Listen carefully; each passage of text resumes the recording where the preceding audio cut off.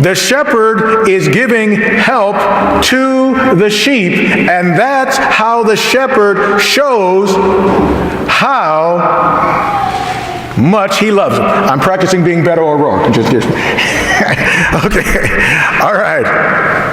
So the idea is John 3:16, for God so loved the world and he helped.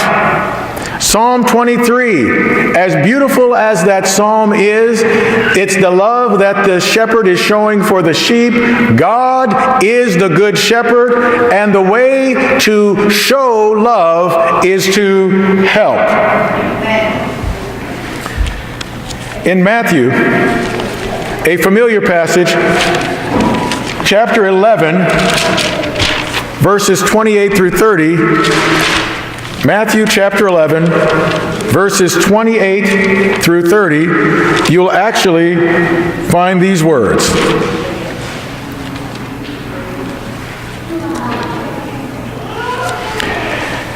Come unto me, all you that labor and are heavy laden, and I will give you rest. Take my yoke upon you and learn of me, for I am meek and lowly in heart, and you will find rest unto your soul. For my yoke is easy and my burden is light. Again, God is demonstrating his love. Jesus is demonstrating his love. He is showing his love to us by helping. I'm suggesting to you this morning that the way to spell love is H-E-L-P.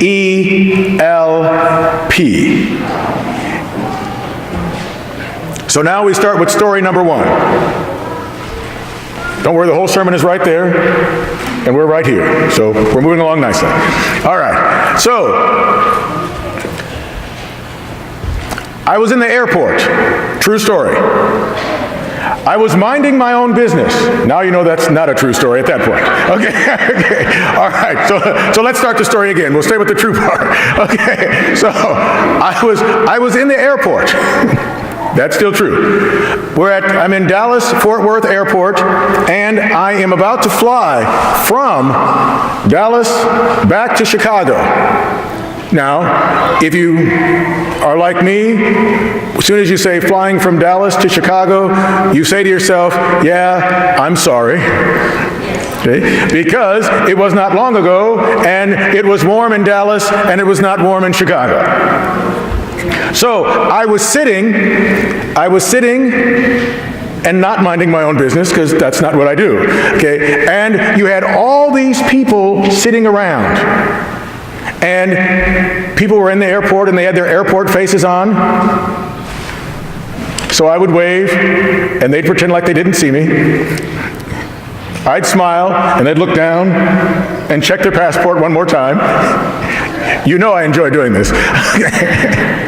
So there I am sitting in the airport, and all of a sudden my text buzzer goes off, and it goes zoot, zoot, zoot, zoot. And I look on my phone, and there is the unwelcome message. Your flight has been changed to a different gate. So I start packing up my things, and I travel pretty lightly. So I start packing up my things, and then an amazing thought comes into my mind. So all those people who did not wave at me, who did not smile at me when I was sitting there, I would go to each one of them and say, are you flying to Chicago? Is your flight 1739? Yes. Your gate has been moved. So that's precisely what I did. I went around and I chatted with them and said, hi, I realize I'm a stranger, but I'm going to Chicago, and I just got notification that our gate has been moved. And they're like, oh, okay, thank you. And by about the time I got to the 5th person, all of a sudden, oh, it was beautiful. I heard all the other cell phones go off. Zoot, zoot, zoot, zoot, zoot. And everybody started reaching to their phone, and you know what they found? Their gate had been moved. And right about the time they saw that, the board changed, and it says, flight change. And all of a sudden, I wasn't so crazy anymore.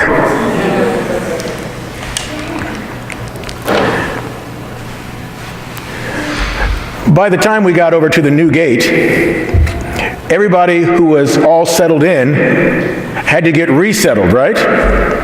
So about the time everybody was getting all settled in, I finally found a seat, and a stranger who was sitting across from me smiled and said, "Hi." Yeah, that was the only opening I needed, right? I was like, "Hey, how are you?" And he said, "Thank you for your help." And I said, "I don't remember telling you about the gate change." He said, "You didn't." And now I'm a little taken aback, and I'm like, "So, when did I help you?" He said, "See what you have in your hand?" And I always have cardboard of some type because it's how I think, right? I write on cardboard.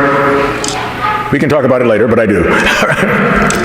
So, I looked in my hand, and I had the paper, I had cardboard, and written on the back of the cardboard was 1 Corinthians 15:47. And I said, "Oh, you know that text?" He said, "It was the text I had for worship this morning."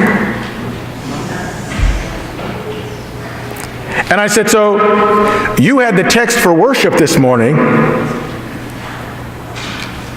How did I help you?" He said, "I didn't believe it this morning." Are you with me? He said, "I didn't believe it this morning. And God sent you with your little cardboard piece of paper that you'd forgotten that you'd written the text on, and now I see it, and I know it was a message from God to me. Thank you for your help."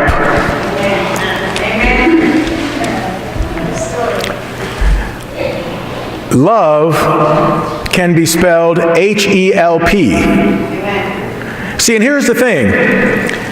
I had no idea that I had left that on the cardboard. It was part of my devotion that morning. God will use us accidentally or on purpose. All we have to do is be available. It wasn't about intentionally trying to help someone. It was simply about trying to make myself available, because remember, God used a talking donkey. He'll use anything.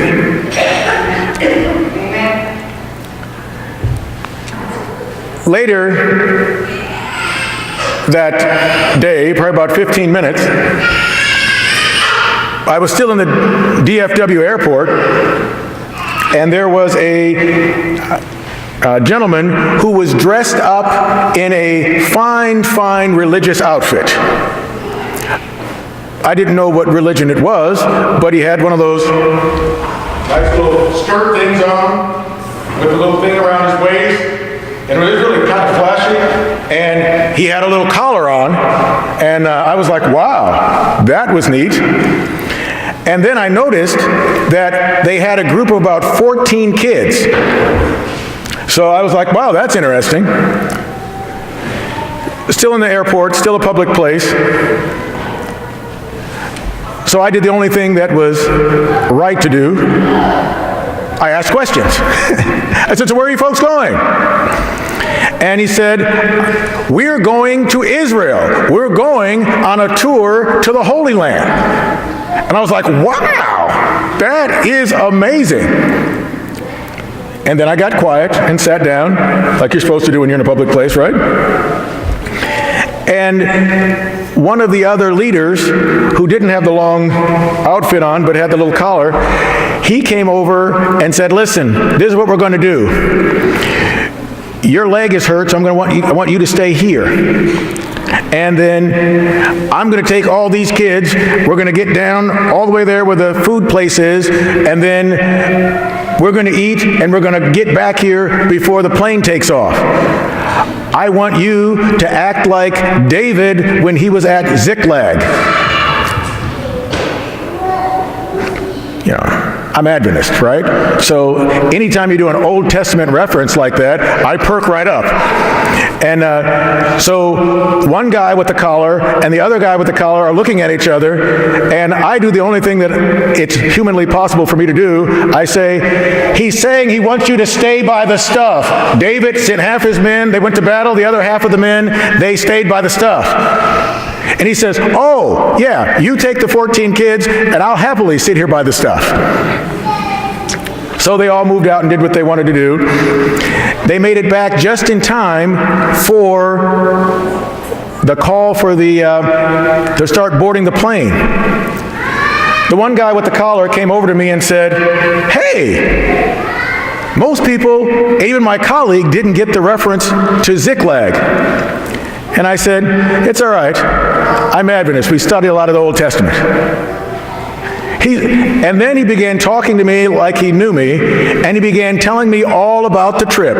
Now understand, that's unusual for me because I'm the one doing most of the talking most of it. So he began talking and asking questions and asking for help on how to manage the trip. I'm like, fella, I'm saying this in my mind. I'm like, fella, you've got 14 teenagers, you're at DFW airport, you're on the way to Israel. You probably should have thought of some of this before now. I'm just saying. You probably should have given some of this some thought. But we began talking, and they finally ushered all the 14 onto the airplane. Now, in between all this, I'll have you know that I'm an opportunist. Yeah, I know that's probably shocking to you. Okay. I'm an opportunist, which meant in between the two stories I just shared with you, the airline said, our flight today is pretty full, and we're probably going to ask 3 individuals to see if you would be willing to take a $360 voucher. I didn't hear anything after $360. I was like, wait a minute, my ticket's been paid for, you're giving a brother $360 just to take a flight 2 hours, I've got nothing on my schedule but dinner. That's all I heard. So I headed right to the counter and I put my ticket down, and they said, we'll hang on to this in case we need it. And I'm like, you do what you want. So that was in between the two stories.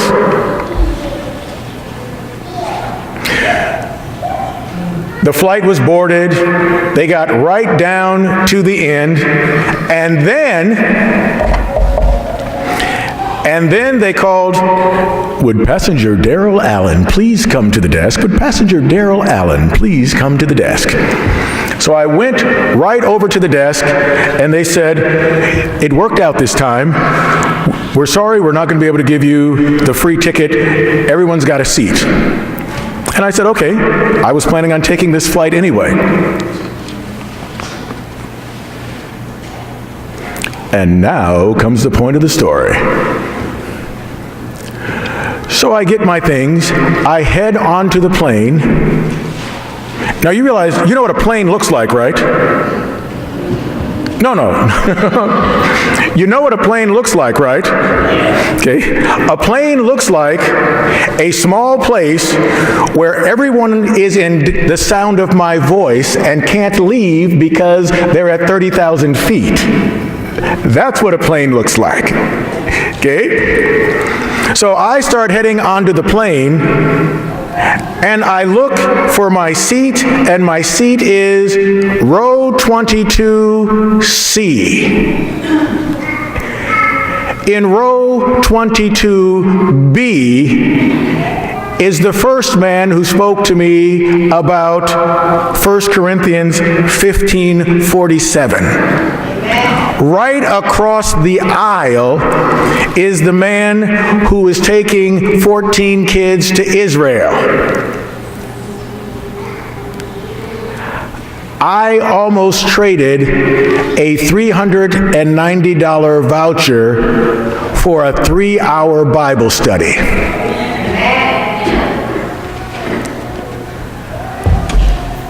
But that's what we had on the plane for 3 hours at 30,000 feet.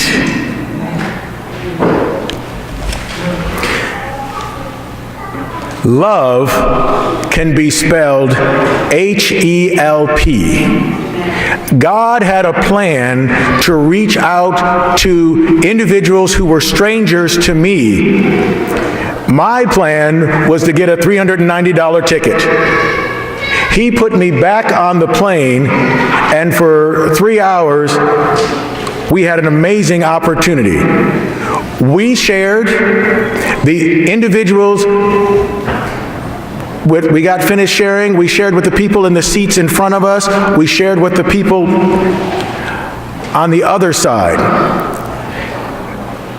The reality was, everyone needs help with something.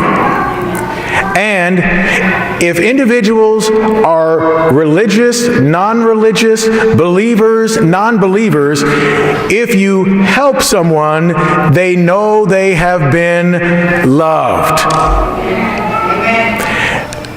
As I was heading out the plane, once we got into cold Chicago, we were heading down the little aisleway to get to the cold runway, and I could hear individuals behind me. I can't believe that just happened. It's like they knew each other. When all is said and done, the impact wasn't just on those of us who were having the conversations, it was on everyone around. Because an airplane is a small space. And I can be heard without the microphone. The idea is, our personal devotions, our personal connection with God sets God up to use us in ways that we don't understand or we cannot predict. Love can be spelled help. Last story.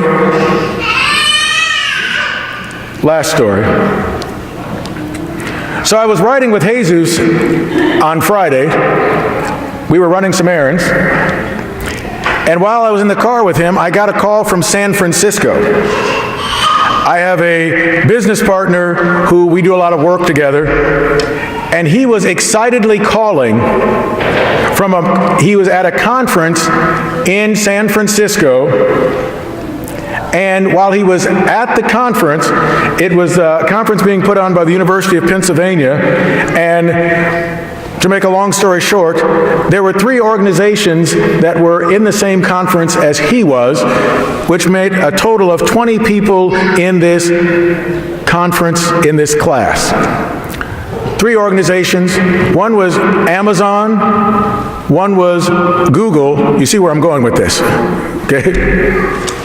And as they were going through this conference, each person would present. And they were presenting ideas to senior managers at these companies. And my friend was calling me, and this is what he was sharing. He said, "You won't believe what was said to me after my presentation at the conference." And I said, "So, try me. What was said to you?" He says, "I am at a business conference.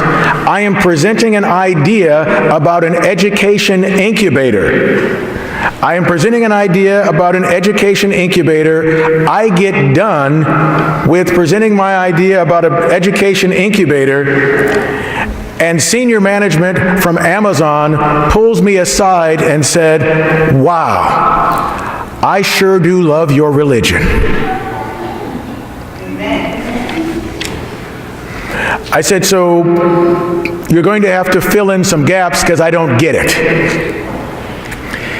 He said, "I told them that I was a Seventh-day Adventist."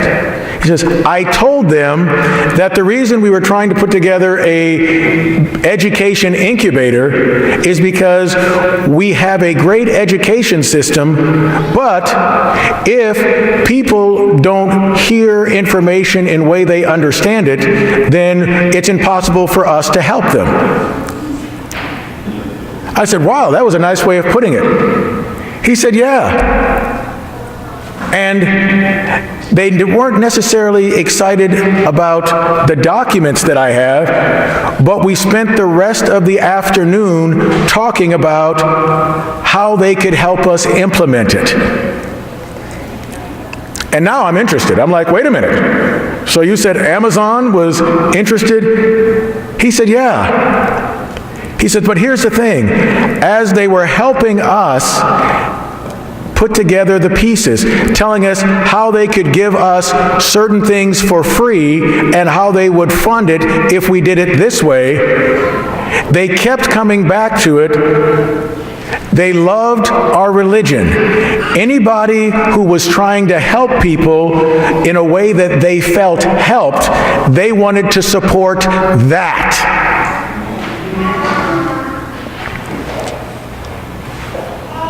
So at that point, I'm in Jesus' car, and now I'm excited. Because he said, "You know, we have a system of schools. We don't have a school system. So we've got 1,200 schools in the North American division."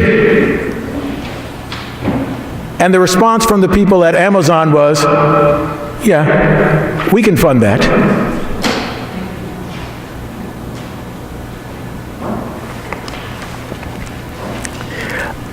Love being spelled help.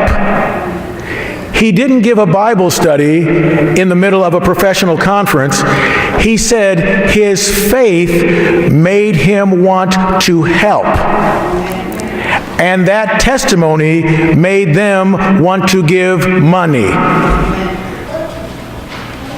They heard someone's trying to help, they must love people. We can fund that. And no one asked for funding. All that was asked for was a way to help.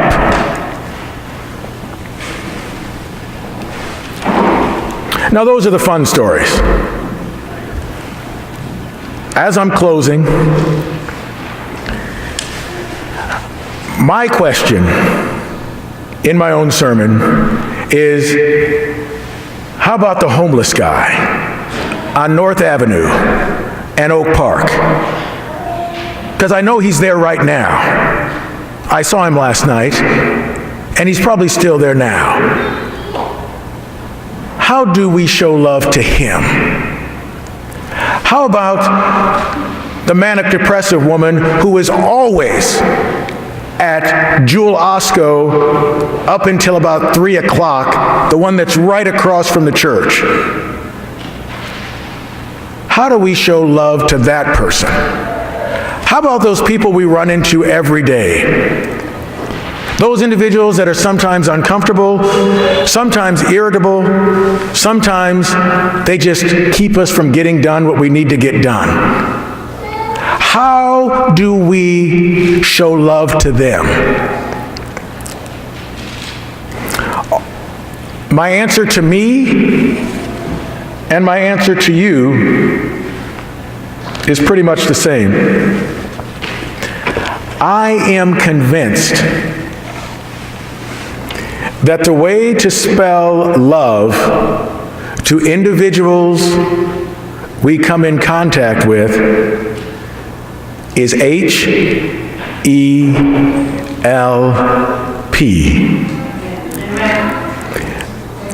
we might help them in different ways. It doesn't always mean giving money. Sometimes it's just listening to individuals. But the reality is, love can be spelled H-E-L-P. And if that's difficult to get our minds around, maybe this is easier. The opposite of love can be spelled N-O-T-H-E-L-P-I-N-G, not helping.